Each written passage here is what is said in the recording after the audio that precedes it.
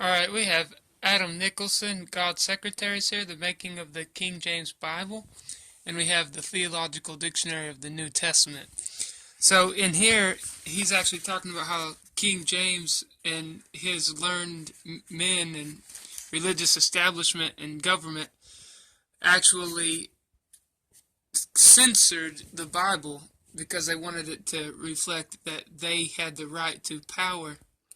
So, and by mistranslating the Bible, so it says, Reynolds had wanted, when all the code was stripped away, a strict Puritan Bible, non-episcopal, meaning not with the bishops' control, the naked word of God, truly transmitted. And to that request, James had said in effect, yes, I will give you the very opposite of what you ask. So he's going to give them the opposite. So anyways, he goes on to say, a translation that was to be uniform, in other words, with no contentious Geneva-style interpretation set alongside or within the text, with the learned authority of Oxford and Cambridge. So they bring it through the academics who would do what King James said through the 15 edicts.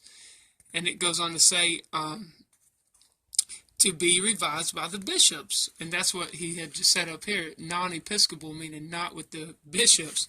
So this right here is saying that the bishops would read it. So, and that's, he says right here, Reynolds didn't want that.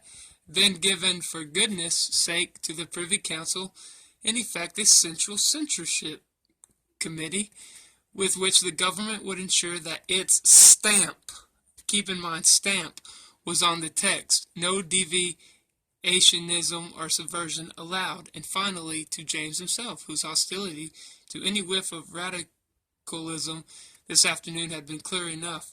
So, right here, the stamp, government would ensure that its stamp was on the text. So if we go over here to the Theological Word Book of the dictionary and look up mark, which is charagma, it actually, and that's as in the mark of the beast, the charagma of the therion, I believe is the word beast.